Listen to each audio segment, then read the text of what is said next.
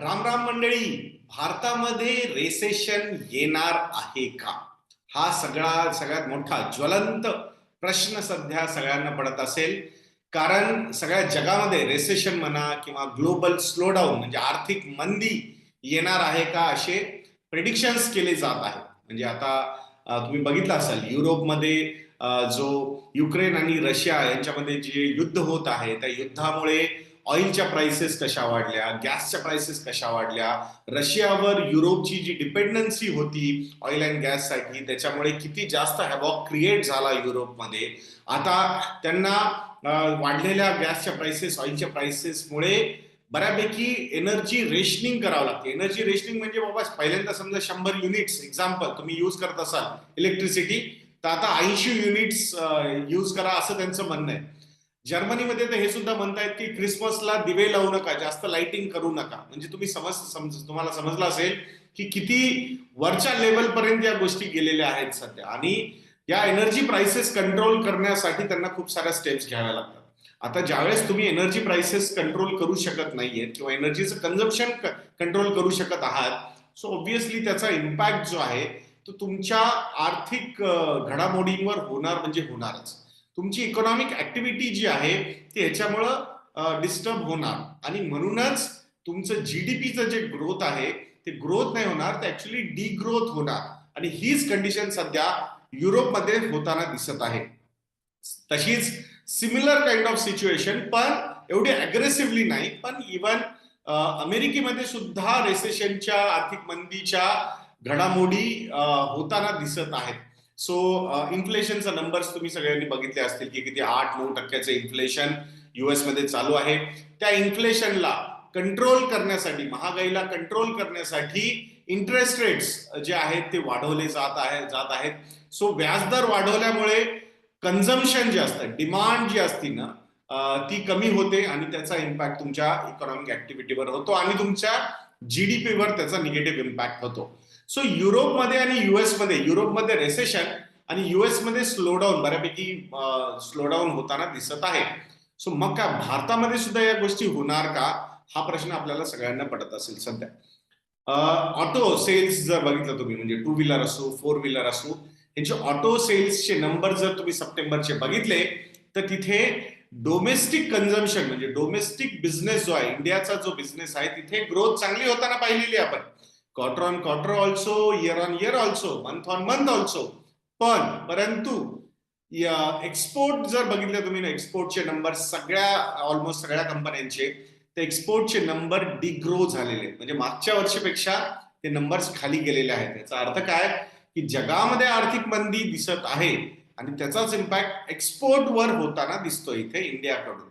आता मला सांगा, आपण जास्त आयात करतो का निर्यात करतो? सो आपण जास्त आयात करतो कारण आपल्याकडे ट्रेड डेफिसिट आहे. आयातचा नंबर जास्त आहे आपला आणि निर्यातीचा नंबर कमी आहे. सो जर नक्कीच की जगामध्ये समजा आर्थिक मंदी आली तर त्याचा इम्पॅक्ट आपल्या निर्यातीवर होणार, पण आयातीसाठी हे आपल्यासाठीचा पॉझिटिव्ह आहे. आता आयात निर्यात म्हणजे थोडं प्रॅक्टिकली, म्हणजे जे आपण वर्ड्स यूज करतो, इम्पोर्ट एक्सपोर्ट, आपण एक्सपोर्ट कमी करतो आणि इम्पोर्ट जास्त करतो आणि म्हणून ट्रेड डेफिसिट जास्त आहे. मग आता जगामध्ये जर तुम्ही सगळं बघितलं पूर्ण, तर जिथे स्लोडाऊन होताना दिसतंय, सो स्लोडाऊन झाल्यावर काय होतं, सगळ्यात मोठा इम्पॅक्ट कमोडिटीचे जे प्राइसेस असतात ना खाली जातात. इंडस्ट्रीयल कमोडिटी म्हणा, स्टील, अल्युमिनियम, बाकीच्या गोष्टी म्हणा, किंवा ऑइलच्या प्राइसेस म्हणा, या आज नाही तर उद्या जर आर्थिक मंदी आली जगामध्ये तर नक्की हे प्राइसेस खाली जाणार. आपण आयात करतो त्या गोष्टींना जास्तीत जास्त आणि म्हणून आपल्यासाठी ही गोष्ट पॉझिटिव्ह होऊ शकते. सो आयात नंबर जो आहे म्हणजे व्हॉल्यूम जे आहे इम्पोर्टचं ते मे बी आपलं कॉन्स्टंट राहील, पण आपण जे त्यासाठी पैसे पे करू ते आपण कमी पे करू. सो ही जी सिच्युएशन आहे जगामधली मंदी जर बघितलं तुम्ही तर त्याचा नेहमीच इंडियाच्या मार्केट्सवर म्हणा, इकॉनॉमीवर तो एक पॉझिटिव्ह इम्पॅक्ट झालेला आहे. जर आपण मीडियम टर्म पॉईंट ऑफ व्ह्यूने बघितला, शॉर्ट टर्म मध्ये जर रेसेशन आलं, ग्लोबल स्लोडाऊन आलं तर त्याचा इम्पॅक्ट मार्केटवर होणारच होणार, त्याला आपण अवॉइड करू शकत नाही. सो ती गोष्ट होण्याचे चान्सेस आहेत. पण जर थोडस मीडियम टर्म पॉईंट ऑफ व्ह्यूने बघितलं आपण तर कमोडिटीच्या प्राइसेस खाली गेल्यामुळे आपलं आयातीचं जे बिल आहे, इम्पोर्टचं जे बिल आहे ते कमी होतं आणि ते आपल्यासाठी पॉझिटिव्हली इफेक्ट करतात. सो म्हणून रेसेशन येणार का इंडियामध्ये बिलकुल वाटत नाही. आपण काय एक्सपोर्ट ओरिएंटेड इकॉनॉमी नाही आहे. आपला देश काय असं नाही की नुसतं निर्यात करतो, सगळीकडे निर्यात करतो. आपला आयात जास्त, निर्यात कमी आहे.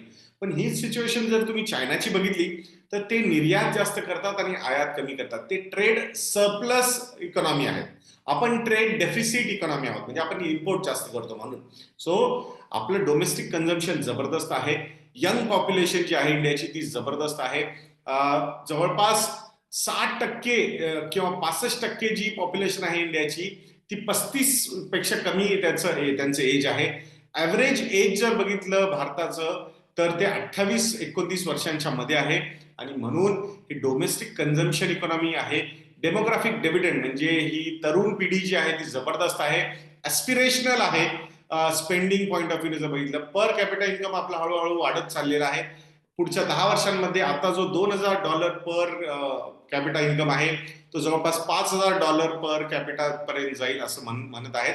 सो या सगळ्या गोष्टी जर बघितल्या तर इंडियासाठी फार चांगली situation long term point of व्ह्यूने दिसत आहे. जर रेसेशन आलं जगामध्ये तर त्याचा इम्पॅक्ट इंडियाच्या मार्केट्सवर होणार, थोडाफार इम्पॅक्ट इकॉनॉमीवर पण होणार. पण इंडिया रेसेशन मध्ये जाईल ह्याचे चान्सेस फार फार फार कमी आहेत. तुम्ही सगळ्या मोठ्या मोठ्या इन्स्टिट्यूशनल इन्व्हेस्टर्सचे कमेंट्स ऐका, IMF चे कमेंट्स ऐका, वर्ल्ड बँकेचे कमेंट्स ऐका, S&P म्हणा, क्रिसिल म्हणा, इक्रा म्हणा, मूडीज म्हणा, सगळ्यांचे जे प्रेडिक्शन बघितले तर ग्रोथचा जो सगळ्यात मोठा नंबर सध्या येताना दिसतोय तो इंडिया मध्येच होताना दिसतोय, मोठ्या इकॉनॉमिक्स पॉईंट ऑफ व्ह्यू जर आपण बघितलं. सो म्हणून विश्वास ठेवा आपल्या इकॉनॉमीवर, इक्विटी ऍसेट क्लासवर विश्वास ठेवा. Long term point of view जर तुम्ही इन्व्हेस्टमेंट करणार असाल तर इक्विटी हा एक खूप चांगला ऍसेट क्लास अवेलेबल आहे. सो त्याच्या रिलेटेड तुमचे काही प्रश्न असतील तर कमेंट सेक्शन मध्ये विचारायला विसरू नका. व्हिडिओला लाईक करायला, शेअर करायला आणि चॅनलला सबस्क्राईब करायला सुद्धा विसरू नका. अशाच व्हिडिओसाठी चॅनलवर बनून राहा व्हिडिओला. आणि नेक्स्ट व्हिडिओपर्यंत मला आज्ञा द्या मित्रांनो. जय हिंद, जय महाराष्ट्र.